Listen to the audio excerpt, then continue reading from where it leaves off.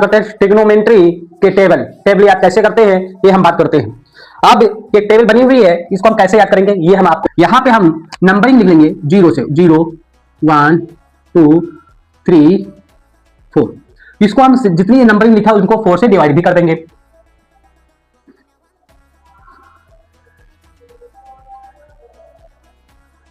अब इसका हम अंडर रूट भी निकाल लेंगे, अंडर रूट सब में लगा देंगे।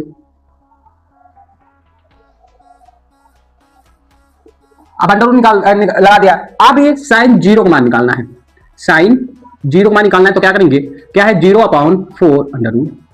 तो 0 अंडर रूट 0 किसका मान होता है 0 का, अंडर रूट 4 किसका होता है 2 का। तो ये 2 से करें कुछ भी करें भाग डिवाइड करेंगे क्या आएगा 0। इतना समझ में आया।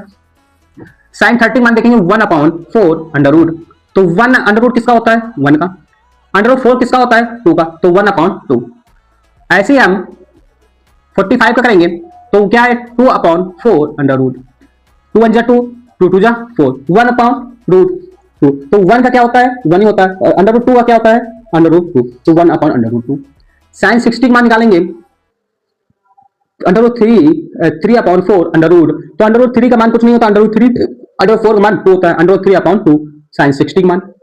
फिर ऐसे ही हम करेंगे 4/4, तो 4 किसका होता है 2 का, अंडर रूट 4 2 का, अंडर रूट 2 का, तो ये क्या होगा 2 कैंसिल हो जाएगा, साइन 90 का मान 1। अब ये क्या करेंगे साइन का अपोजिट यहां से उल्टा लिखना स्टार्ट करेंगे, कॉस का मान लिखने के लिए उल्टा से स्टार्ट करें 90 से स्टार्ट करें 90, फिर ऐसे यहां से साइन वाला 90 फिर अपोजिट लिख देंगे तो ये कॉस का हो जाएगा।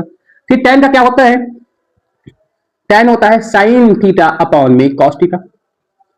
इन दोनों को आपस में डिवाइड कर देंगे तो 0/1 तो 0, और 1/2 है और अपॉन में अंडर रूट 3/2 है, तो 2 कैंसिल हुआ, क्या बचा 1/√2 1/√3।